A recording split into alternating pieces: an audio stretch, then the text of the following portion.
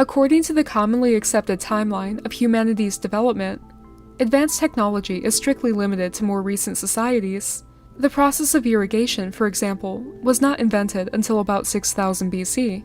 Materials such as iron were supposedly not used until 1500 BC.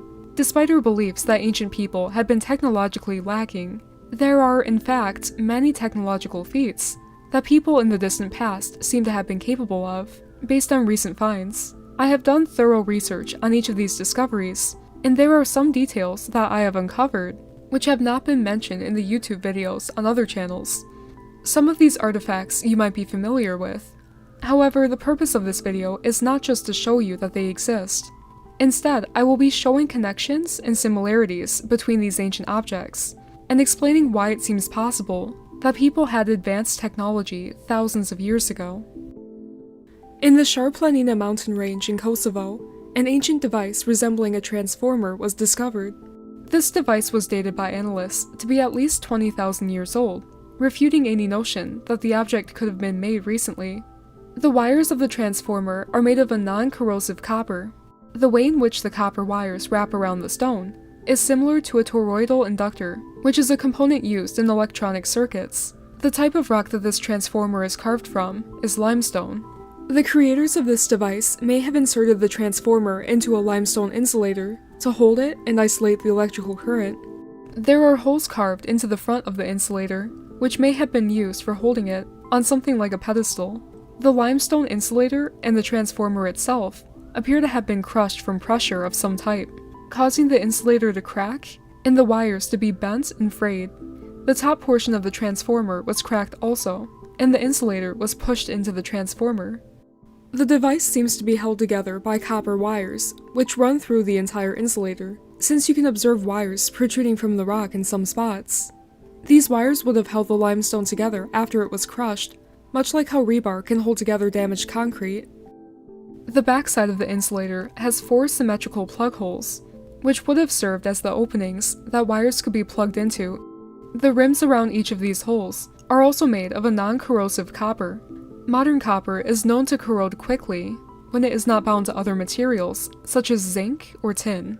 The material used to make this device is nearly pure copper, yet it has not corroded.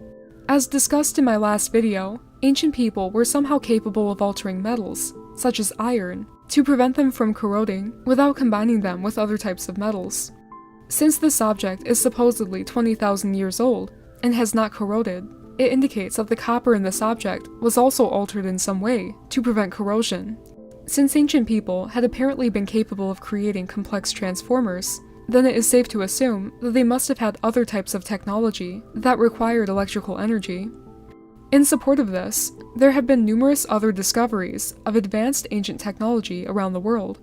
Components of ancient machinery were discovered near the Ural Mountains in Russia, when geologists were attempting to extract gold from rocks.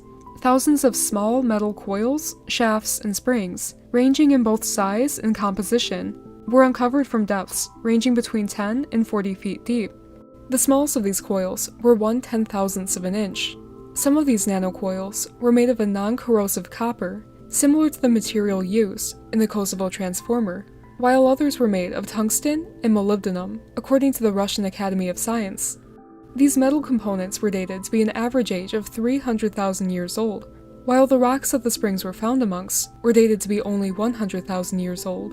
A 1996 study of the nanocoils ruled out the possibility of the objects having been from test rockets that flew near the area, since the coils were found too deep below the ground level, the deepest ones being found 40 feet underground. If these components were not used in rocketry, then what were they used for? Nanosprings are used today in nanomachines, sensors, inductors, and photonic metamaterials.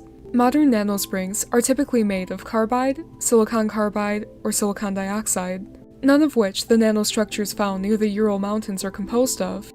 Modern technology could not produce the smallest of these nanocoils, since they are currently made using the VLS method, in which the materials are vaporized and slowly recondensed into the shape of a coil, in simple terms. Molybdenum and copper are not capable of being vaporized and reformed in this manner, the way that carbide and the silicon compounds used currently are. Tungsten would need to be combined with disulfide for this process to be carried out, but disulfide is not present in the nanostructures found in the Ural region. The depth at which these nanostructures were found also demonstrates that they are in fact ancient, explaining why they were made of such unusual materials. If even modern technology cannot create the smallest of these nanostructures, then how are they made? An artifact resembling an outlet plug was found encased in a rock in Texas. There are 3 metal prongs extending from the rock. The plug also has an insulator base, which is a requirement for outlet plugs to function. The rock that this plug was encased in was dated to be at least 100,000 years old, and is composed of granite, quartz, and feldspar. There is no evidence of the plug having been glued or welded into the stone, which it would need to be in order for it to stay in place if it had been planted into the rock recently. The plug is very similar to a 3-pronged Type M outlet plug, used only in countries far from the United States, including South Africa, Singapore, and India. Since the object is encased in rock, it is generally assumed that the plug must be far older than a modern one. It would be essentially impossible for a modern plug of this type or any other to have become embedded in a granite stone in the United States. A disc-like object made of schist was discovered in the tomb of Sabu at the burial grounds of Saqqara in Egypt in 1936. This object is about 24 inches in diameter and is dated to be over 5,000 years old. Given that Egyptians were believed to have only used stone and copper tools, it would have been difficult to carve a stone as fragile as schist so precisely. At the center of the disc, there is a thin tube about 10 centimeters in diameter. This indicates that a rod of some sort was intended to be placed into the opening to either hold or propel the disc. Demonstrations of the potential uses of the schist disc can be found. None of these methods seem to be particularly efficient or useful. However, a simple alteration in how this disc is used allows it to function in a much more efficient manner. If the disc is moved up and down, rather than rotating it, more water is displaced. The way in which the disc is curved upwards allows water to easily flow through it when the disc is pushed downward. When the disc is pulled upwards, it would push the water, because the shape of the disc would scoop the water up like a bowl. An up and down motion of this type would enable water to be propelled through a pipe. This method could also be used for another type of liquid similar in viscosity to water. Mercury has been discovered in Egyptian tombs and in ancient structures around the world, including the chambers under Teotihuacan in Mexico, and in ancient Chinese tombs. In modern times, mercury is used in a variety of electronic devices. Historians claim that ancient societies used mercury because it represented water and was believed to ward off evil spirits. Perhaps ancient people had a more practical reason for using mercury, aside from just for symbology. An object was photographed by a U.S. Navy oceanographic research ship named the USNS Eltonin in 1964. The object that the crew discovered appears to be an antenna of some sort. Despite the claims that the object is merely a sea sponge called the Chondrocladia concrescens, the structure was located over 12,800 feet below sea level. A sponge that is only around a foot tall on average would not have been distinguishable at such a depth. This species of sea sponge is known to reproduce at a rapid rate. Therefore, the USNS Eltonin would have photographed more than a single one. Whatever this strange object really is, it is also worth noting that the National Oceanic and Atmospheric Administration recorded a strange sound near the location of the Eltonin antenna in 1997. This sound has been dubbed the bloop, and despite its dismissal as an iceberg breaking away from a glacier, the sound patterns do not add up to this explanation. Listen to the sound of an actual iceberg that was recorded.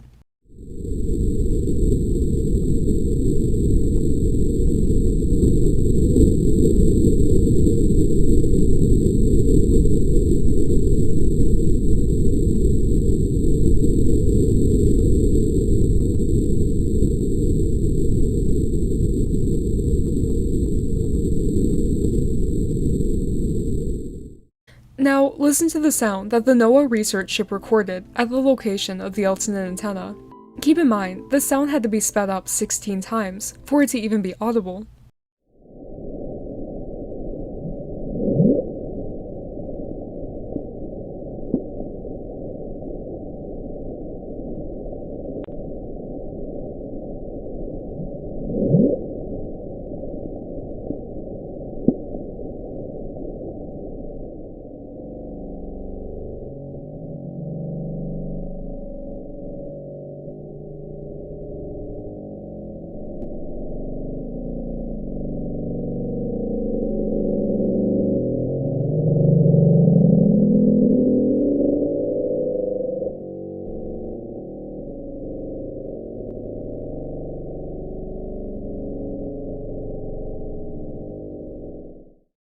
Clearly, something other than an iceberg made this sound. It sounds more as if it were an ultra-low frequency transmission sound, produced from a VLF radio wave.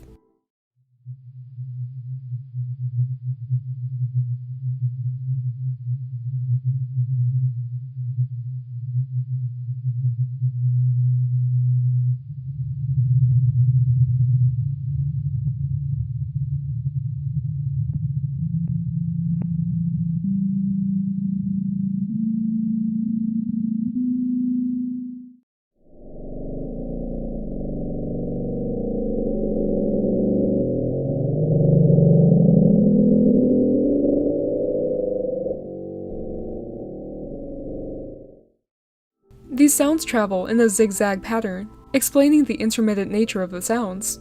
Due to the very low frequency of the signals, however, these transmitters need to be very large. The scientists working on the USNS Eltonin estimated the submerged antenna they photographed to be approximately 2,000 feet tall, which is about the same height as some of the tallest radio towers in the world. This would certainly be large enough to broadcast VLF transmissions if the structure was a radio tower. Because the Eltonin antenna is submerged and likely damaged, the transmissions would probably be weakened, explaining why the NOAA researchers had only recorded these sounds when they were near the Eltonin antenna. The Wedge of Aiud is another example of an ancient machine component. This object was discovered near the city of Aiud in Romania, buried over 30 feet deep, and found alongside mastodon bones underground, making it an estimated age of 10,000 years old. As mentioned in my previous video, the Wedge of Aiud is remarkable due to its composition of 90% aluminum. Aluminum cannot be extracted from ores without the usage of smelting and complex machinery. This object appears to be an attachment for a larger piece of equipment, possibly a standard excavator or a bucket wheel excavator. It could not have come from a modern excavator, however, since aluminum alloys are not used to make excavator attachments. Alloy steel is the material that modern attachments are made from. For those who adhere to only conventional explanations, there are no answers as to who had made this object, how it was constructed, or why it was buried over 30 feet deep. Another example of a component of an advanced ancient device, dated to be thousands of years old, is the clear quartz crystal lens, which was discovered in Nineveh, Iraq. It is believed that refraction had only been studied beginning around 1,000 years ago, yet this lens is convexly curved to create a magnification effect. The flat edge around the perimeter of the glass seems to have been carved so that it could be held within a frame, either to be worn over the eye, or to be placed into a telescope, perhaps. It is believed that the telescope was only invented in 1608, but if ancient people had created lenses, then it would not have been difficult for them to have made telescopes. Carvings on the Oisaleeswara temple in India even depict people using a seeing device, perhaps similar to a telescope, lending to the possibility that humans had created telescopes long before Hans Lippershey had created his version in the early 1600s AD. Some researchers theorize that the lens was used as an inlay for furniture. However, it does not seem reasonable that a rare and hard-to-see crystal would be used as an inlay, rather than something more eye-catching. Inlays were not used frequently enough in ancient Mesopotamian furniture for archaeologists to assume that this lens was used as an inlay. The clarity, shape, and magnification power of the object are demonstrations of its functionality as a lens, rather than a decorational piece. There are also nanopockets carved into the lens that had once been filled with a liquid hydrocarbon mixture. Modern telescope lenses are also filled with chemical compounds to improve their magnification. Likewise, the pockets and compounds used on the ancient lens found in Nineveh would have increased its magnification capability, further proving that the lens had not been created for purely decorative purposes, and that the creator of the lens possessed remarkable engineering skill, which people were believed to have not understood until more recently. An unnatural piece of nearly pure aluminum was found embedded in a piece of coal in Vladivostok, Russia. X-ray diffraction was used on the object, and it was determined that it was composed of 96 to 98% aluminum and 2 to 4% magnesium. This concentration is even more pure than the Wedge of Aiud, and this object should have been even older since it was encased in coal. This object appears to be a broken piece of a linear gear rack, which is a component often used in advanced machinery. and in devices such as microscopes and telescopes to adjust them.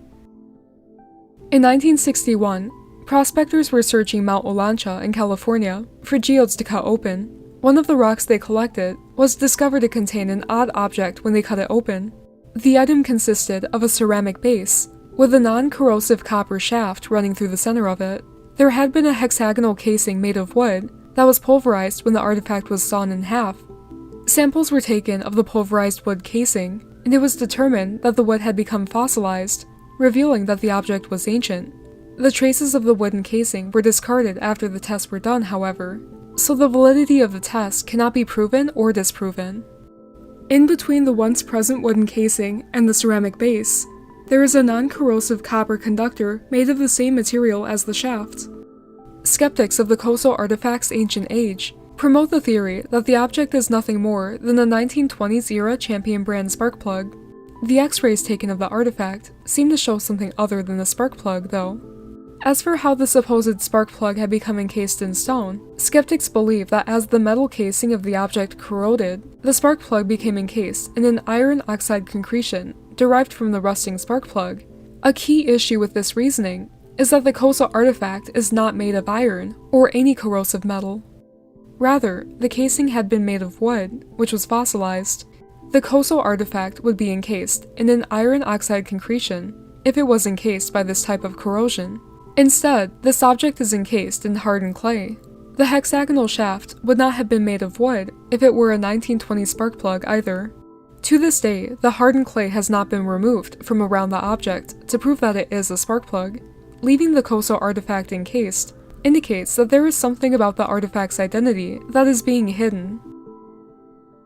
There are also depictions of advanced technological objects etched into the stones of ancient temples around the world. One well-known example is of the Dendera lights in the Hathor Temple at Dendera in Egypt. These objects depicted share the design of a light bulb, such as a Crookes tube. It would make sense that if there were somehow light bulbs in the ancient past, they would have had a more basic design, like some of the first ones that were invented in more recent societies. The temples do not have any evidence of lamp-black soot from torches, and there is no indication that the Egyptians embedded any substances within the torches to prevent them from producing this type of soot.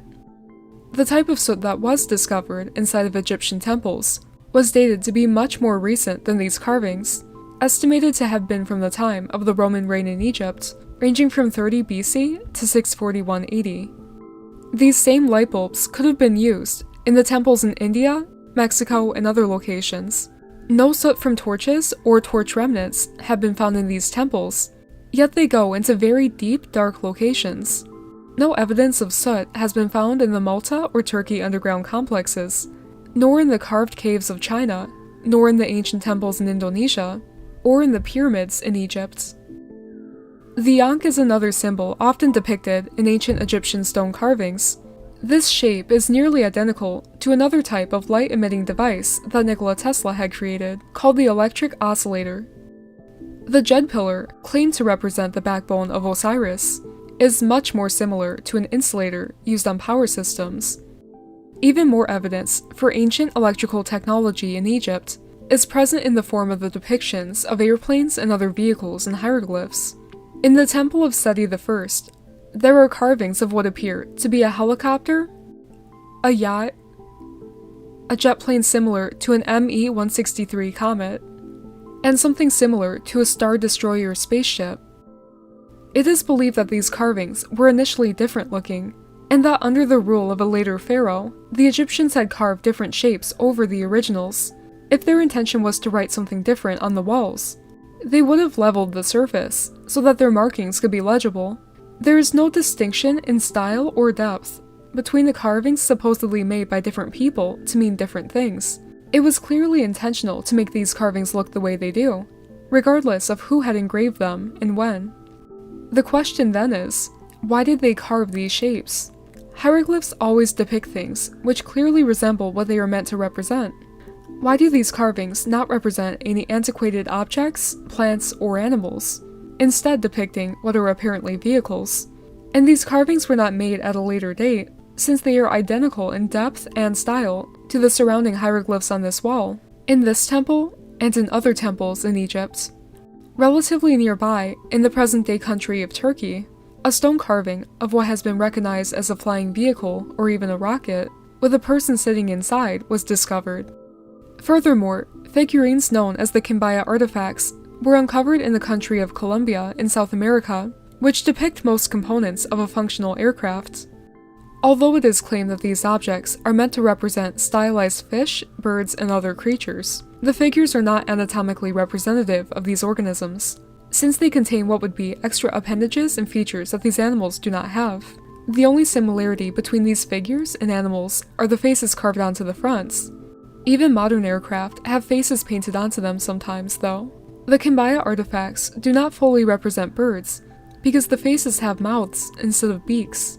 And they do not represent fish, because fish generally do not have such long fins. Neither birds nor fish have tails which are both horizontal and vertical. As with the other objects depicted in ancient art in Egypt, the only known objects that these Kimbaya artifacts could represent are airplanes. Other types of transportation have been spotted in ancient art, for example, the bike carving in the Panchavarnaswamy temple in India.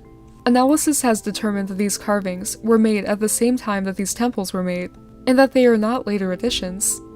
Devices which seem to resemble cell phones and tablets are also present in ancient Indian temple stone carvings.